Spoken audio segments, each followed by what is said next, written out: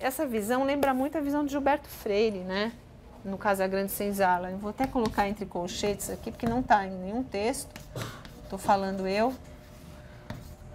Mas é aquela ideia de que, claro, existe uma constatação de que, estou falando lá do Boaventura, tá? Existe uma constatação de que o modelo colonizatório português é diferente do modelo francês e inglês, basicamente. Isso é verdade, foi mesmo, né? Se vocês olharem o que é a sociedade, por exemplo, norte-americana, pós-colonização, com todo o segregacionismo que a constitui, né? Se vocês olharem a sociedade francesa também, e as sociedades, as ex-colônias francesas, com todo o segregacionismo que constituiu esses países, essas nações, vocês vão ver que é verdade, né? Nós temos uma sociedade muito mais mestiçada como resultado desse processo colonizatório, muito menos segregacionista, né? Mas isso não significa menos violenta, e a gente sabe bem disso na pele, né?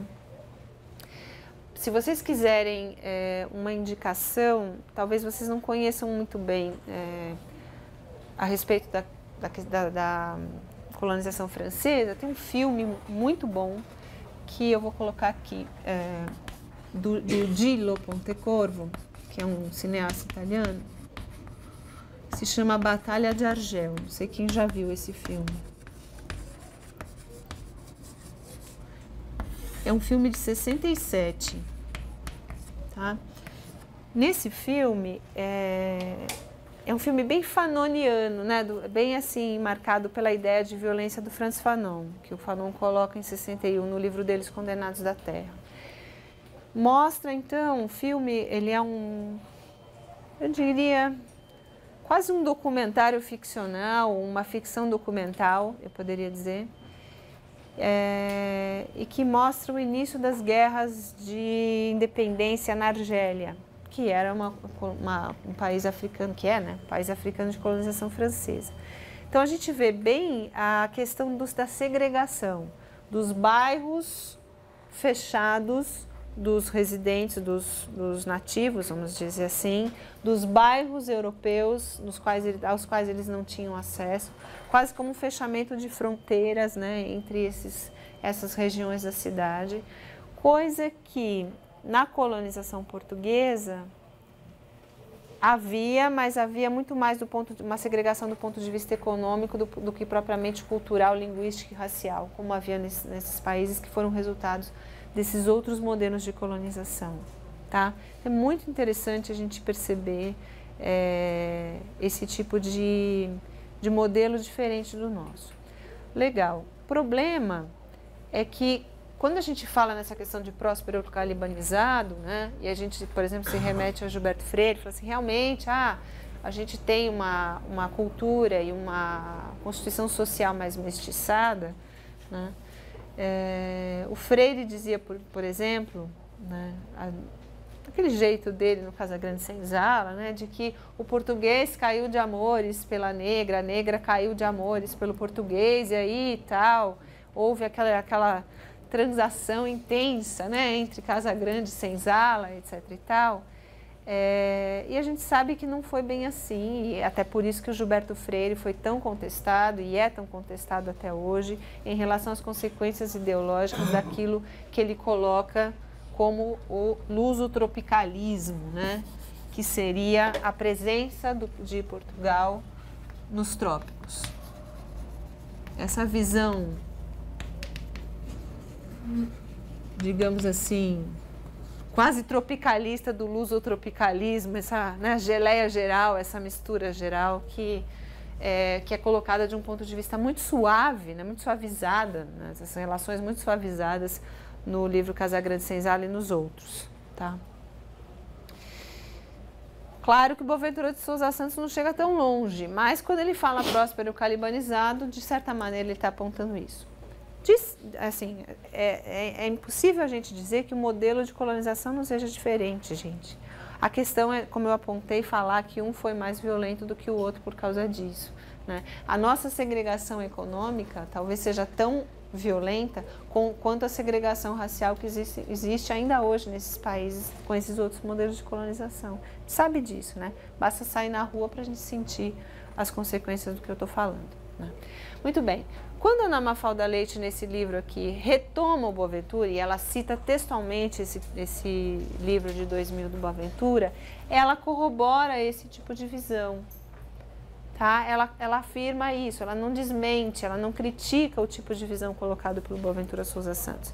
Ela só vai um pouco mais além, tentando assim, definir melhor o que seriam as características do tipo de colonização portuguesa, principalmente na África de língua portuguesa, a partir dessa ideia do próspero calibanizado, que tem a ver com a ideia de uma mestiçagem. Ela vai falar também um pouco das questões linguísticas, das misturas de línguas, etc. e tal.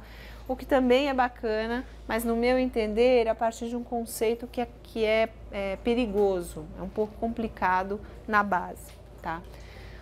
Quando o professor Benjamin, e agora voltando ao texto, né, fala desse conceito de próspero Caliban, percebam que não é a mesma coisa, tá? Em momento nenhum ele está falando que Portugal é um próspero calibanizado, embora ele aponte as questões de hibridismo, aponte as questões de mestiçagem cultural como uma das características também específicas, como uma das especificidades da colonização portuguesa, tá? Então é importante colocar isso para vocês, porque vejam que nem todos os prósperos e nem todos os calibãs são os mesmos, tá? Cada um faz a apropriação que lhe interessa na sua argumentação, assim como colocada nos seus textos, tá bom? Ok, vai lá, a série, pode continuar. Então, parece que o que ele propõe é que o colonizado crie um modo de ver a sua cultura que não tenha como base o colonizador, como ideal. Uhum. Ou seja, que centralize o ponto de vista.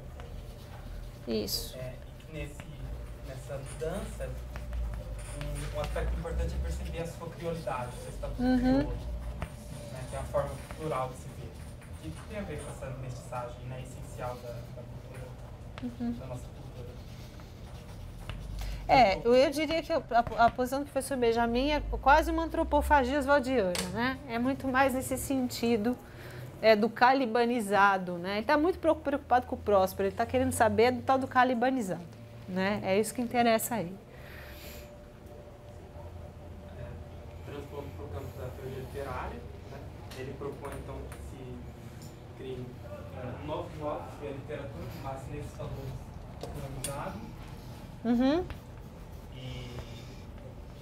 Que para ele tem a ver com um comparativo de solidariedade, ele propõe parte de solidariedade,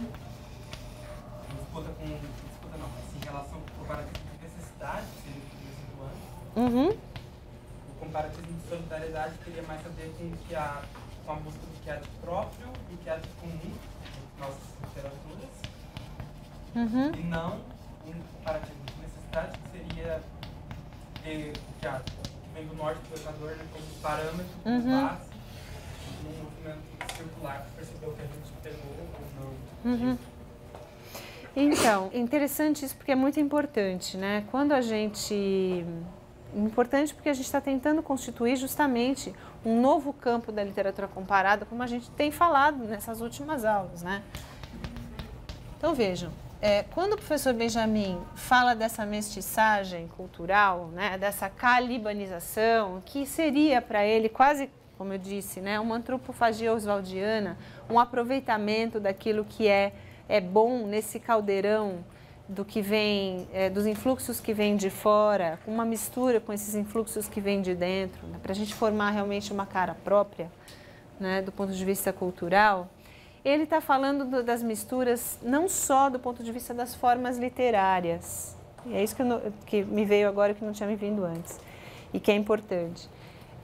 Então, assim, não é só misturar, vamos dizer, sei lá, essa de Queiroz com história do Bispo Sardinha para dar Retés do Graciliano Ramos. Tá? Não é esse caldeirão cultural no sentido de formas literárias apenas.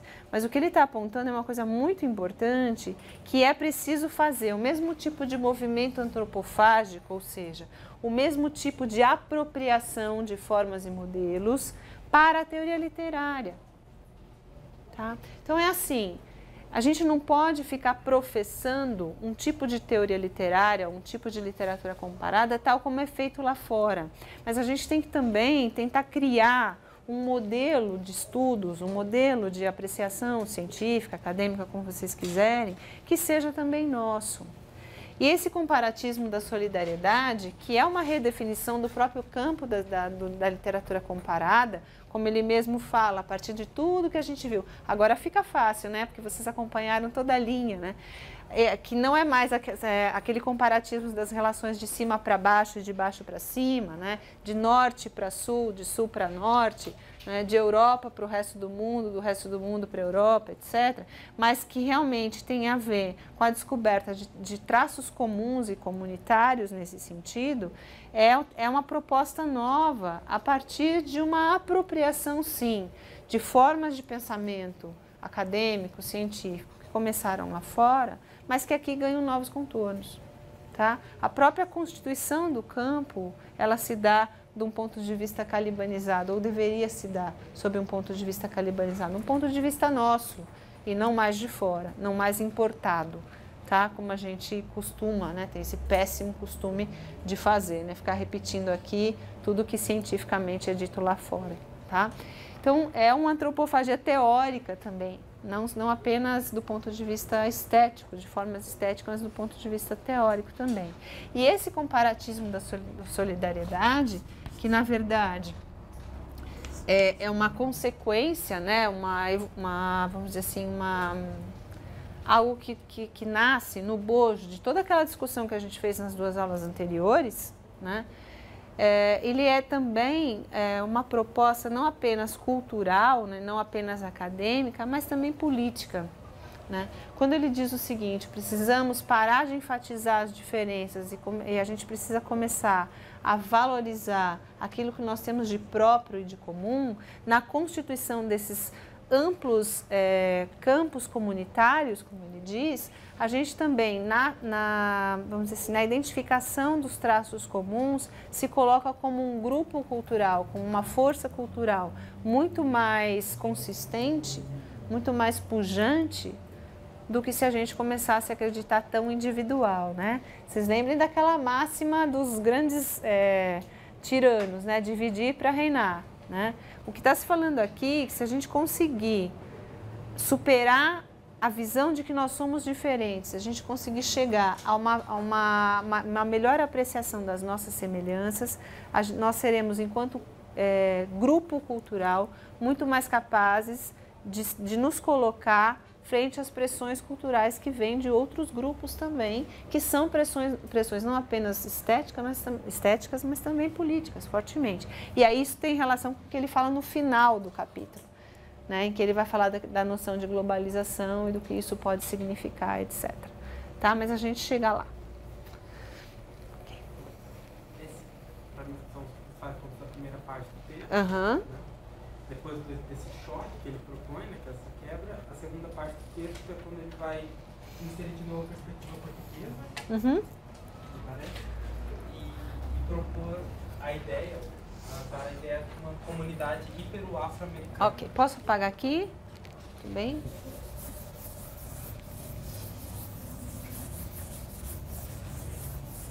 Possibilidades de análise dos três. Então vamos lá.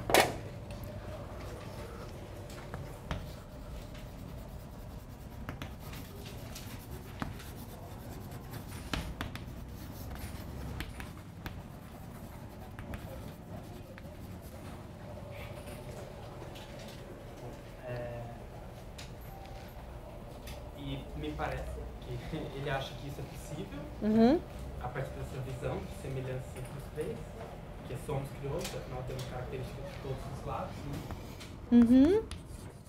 E inclusive as formas do campo literário, campo político, são feitos para que isso exista, encontros entre presidentes e tudo mais.